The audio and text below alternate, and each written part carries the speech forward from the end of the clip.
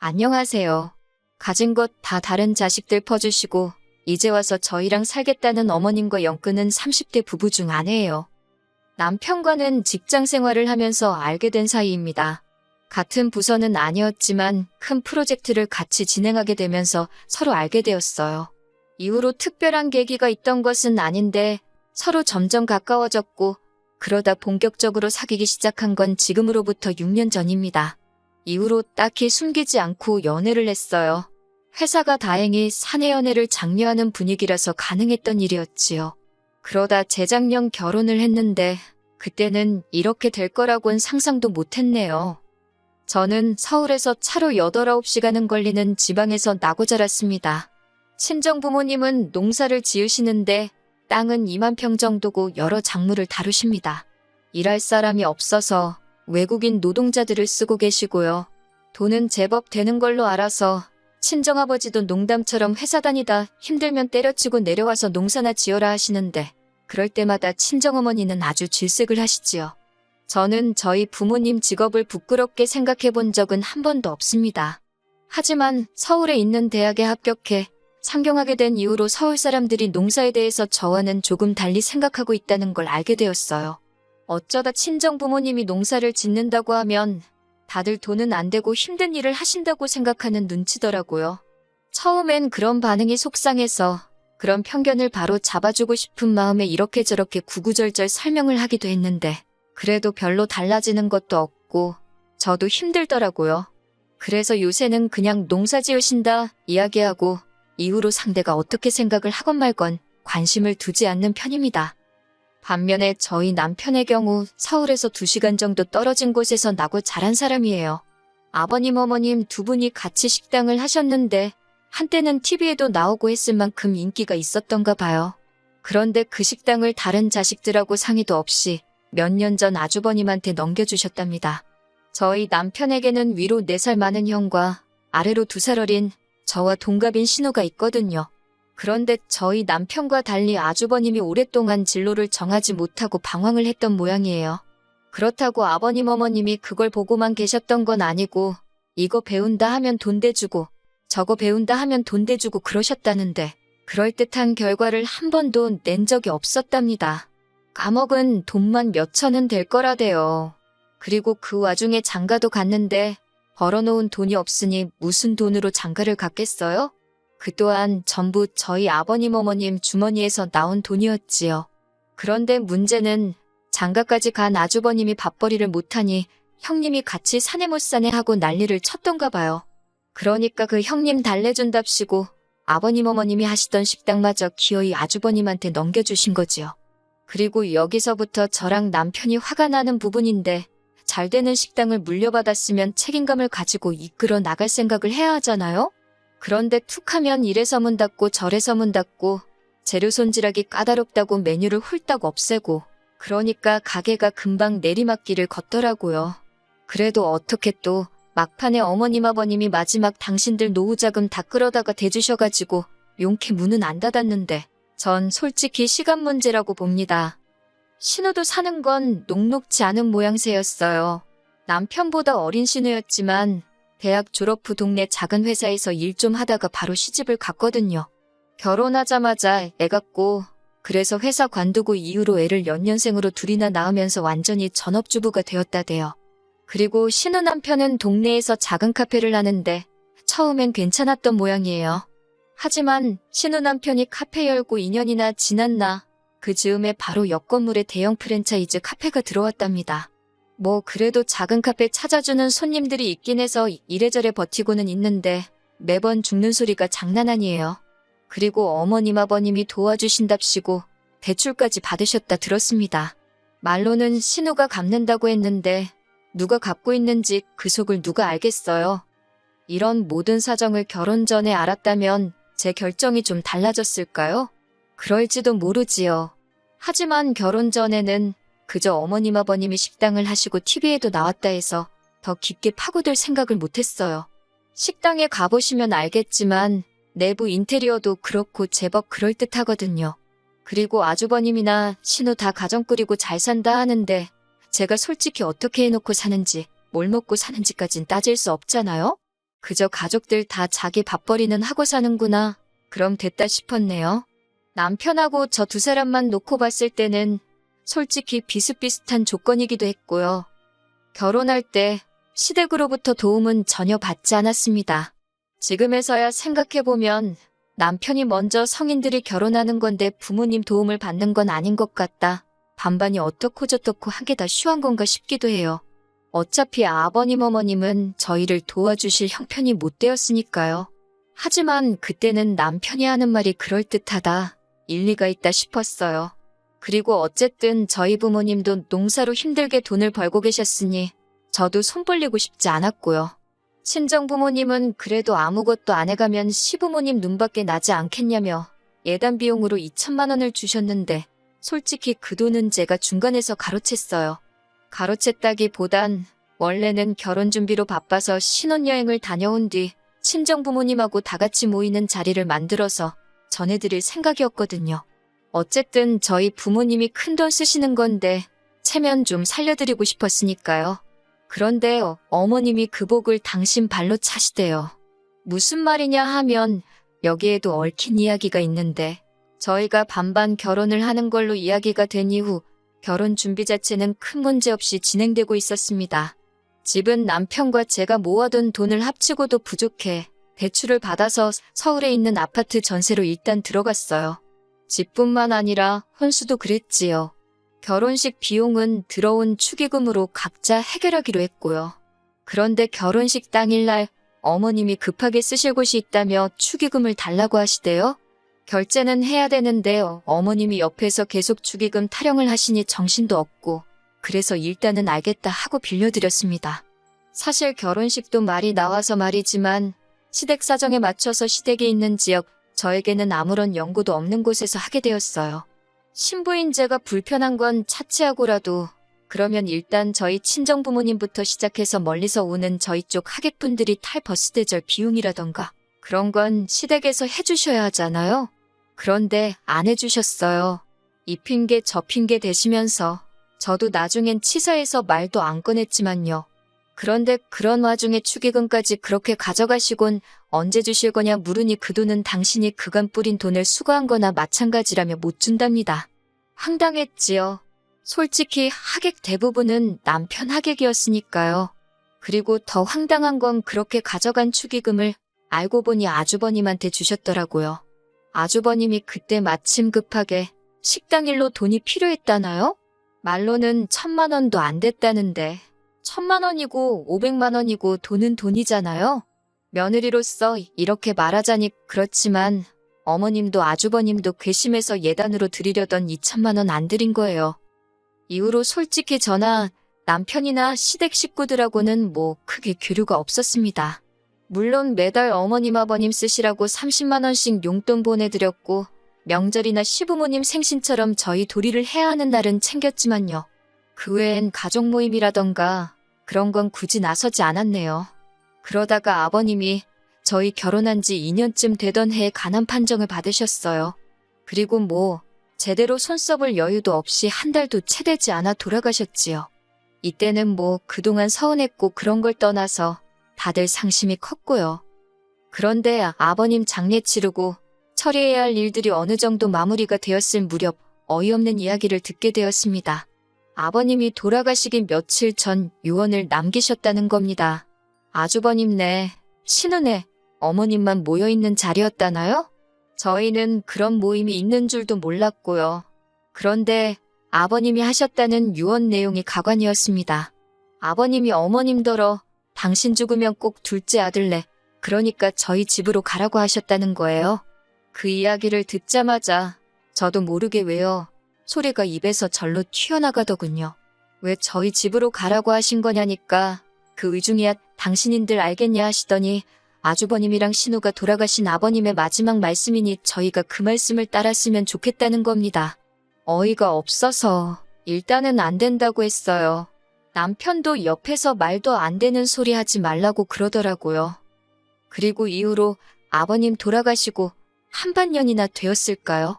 어머님이 언젠가부터 속이 미식거리고 머리도 아프고 몸 여기저기가 안 좋다고 툭하면 전화로 앓는 소리를 하시더라고요. 사실 아버님도 간암 판정 받기 직전에 보이신 증상이 속이 미식거린다, 머리가 아프다, 어머님 하시는 말씀이랑 비슷했거든요. 그러니 신경을 안 쓸래야 안 쓸 수가 없대요. 그런데 아주버님이고 신우고 누구 하나 어머님 모시고 병원 가는 사람이 없더라고요. 그래서 남편하고 상의 끝에 일단 올라오시라고 하자 병원에 모시고 가자 했어요. 저희가 일하는 회사가 모 대학병원이랑 연계가 잘 되어 있어서 병원에 모시고 가는 건 좀 번거롭긴 해도 어려운 일은 아니었거든요. 그렇게 어머님이 올라오셨습니다. 그런데 무슨 어디 여행이라도 가시는 분 마냥 짐을 많이도 사오셨더라고요. 황당했지만 어차피 내려가실 땐 태워다 드릴 생각이었으니까 대수롭지 않게 생각했어요. 그리고 이튿날 병원에 모시고 가서 검사받고 결과가 나올 때까지 저희 집에 계시겠다고 우기셔서 그래 뭐 혹시나 결과가 안 좋으면 다시 모시고 가야 할 수도 있단 생각에 계시라 했습니다. 그런데 일주일 뒤 받아본 결과지는 걱정할 게 하나도 없었어요. 수치가 너무 좋았거든요. 심지어 몇몇 항목은 같은 나이대 분들보다도 훨씬 좋게 나왔지요. 그래서 이제 다시 어머님 댁에 모셔다 드리려고 하니 어머님이 정말 말 그대로 대자로 누우셔서는 가기 싫으시답니다. 혼자서 너무 외롭고 쓸쓸하시다고 가기 싫으시대요. 저희 집에 며칠만 더 있게 해달라고 말 그대로 떼를 쓰시더라니까요. 이러지도 저러지도 못하고 아버님 떠나시고 얼마나 외로우시면 저러시나 싶어서 매몰차게 할 수가 없더라고요. 그래서 일단 며칠 더 계시라 했어요. 이땐 남편도 무척 저에게 미안해했고요. 그런데 어머님이 계시니까 신경 써야 할 게 한두 개가 아니더군요. 먹는 것부터가 문제였지요. 저나 남편은 아침엔 입맛도 없고 해서 커피 한 잔만 마시고 점심은 회사에서 먹고 저녁도 보통 만나서 밖에서 먹고 들어오거나 그랬거든요. 그런데 어머님이 집에 계시니까 저희 원래 지내던 방식으로 지낼 수가 없어서 어쩔 수 없이 반찬을 하기 시작했어요. 사정을 들으신 친정어머니가도 좀 보내주셨고요. 맞벌이하는 와중에 반찬하는 것도 힘들고 친정어머니께도 죄송하고 반찬을 사다 먹는 것도 생각해봤는데 어머님께서 음식에 좀 예민하셔서 바깥 음식은 안 좋아하시거든요. 당신이 해드시면 좋겠는데 알아서 해드시면 모를까 며느리 입장에서 당신 손으로 만들어 드시라 할 수도 없고 여러 가지로 어려운 상황이었네요. 그리고 처음엔 한 2주만 계시겠다 했어요. 그런데 2주가 지나도록 내려가실 생각을 안 하시고 하루 더 하시면서 그렇게 버티고 계시더라고요. 그렇게 시간이 흘러 급기야 2달 가까운 시간이 흘렀고 그땐 슬슬 저도 짜증이 나대요. 그리고 결국 기어코 저를 정말 폭발하게 만든 사건이 벌어졌습니다. 사건이 있기 며칠 전 제가 친정어머니께 더는 음식을 보내지 마시라 했어요. 먹고 싶으면 제가 이야기를 할 테니 괜히 밑반찬해서 보내지 마시라고요. 처음에야 어머님 드시는 게 신경 쓰여서 어쩔 수 없이 친정어머니 도움도 받았지만 한 달이 넘어갈 때부턴 어머님 때문에 친정어머니 고생시키는 게 말이 되나 싶었거든요. 그리고 그러나 중에 어머님이 언젠가부터 친정어머니가 보내주시는 반찬을 가지고 투정을 하시대요. 너희 어머니는 맨날 똑같은 거밖에 못하냐면서. 그런 소리 듣고 좋다 할 며느리가 세상 천지 어디 있겠어요? 그래서 친정어머니한테 더는 보내지 마시라 한 거예요. 그런데 제가 이야기하고 얼마 지나지 않아 친정어머니가 또다시 기어이 김치부터 시작해서 음식을 한가득해서 보내주셨더라고요. 그리고 선물 들어온 거라며 조기에 한우에 직접 농사 지으신 나물에 이것저것 잔뜩 챙겨서요. 택배가 금요일 낮에 도착했다고 연락이 왔고 냉장고에 넣어야 할 것도 있었으니 어머님더러 받아서 냉장고에 좀 넣어달라 했습니다. 지난번엔 홧김에 이제 보내지 마시라 했지만 또 막상 친정어머니가 보내주신 반찬이 냉장고에서 저를 기다리고 있을 걸 생각하니 빨리 퇴근해서 밥 먹고 싶단 생각밖에 안 들대요. 그렇게 들뜬 마음으로 집에 돌아왔습니다. 집에 도착하니 어머님은 TV를 보고 계셨고 집은 어느 때와 마찬가지로 엉망이었어요. 치사하게 들릴지 모르겠지만 저희 어머님은 저희 집에 계시는 동안 솔직히 말해서 청소기 한 번 돌려주신 적 없고 남편 양말 한 짝 개어주신 적 없습니다. 아무튼 배도 고프고 허기가 졌지만 청소부터 해놓고 먹자 싶어서 불이 나게 집 정리를 시작했어요. 어머님은 점심에 뭘 드신 건지 설거지도 평소보다 많이 쌓여 있었고 그래도 이래저래 정리가 끝나갈 때쯤 남편도 퇴근을 해서 집에 들어오대요. 그렇게 이제 저녁상을 차리려고 냉장고를 열었습니다. 그런데 친정어머니가 말씀하신 것과 달리 반찬들이 몇 개 없더라고요.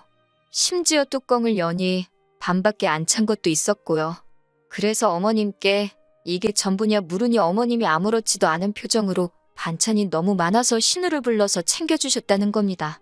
제가 황당해서 저한테 말도 안 하고 신우한테 준 거냐니까 그럼 당신이 그런 것도 저한테 허락을 받아야 하냐대요.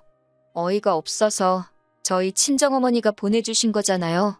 라고 대꾸하니 니네 친정어머니가 너 혼자 먹으라고 보냈겠냐면서 저더러 욕심도 사납다 그러시는 거예요. 그러면서 저더러 성격을 좀 고쳐 그러는데 황당해서 말도 잘 안 나오대요.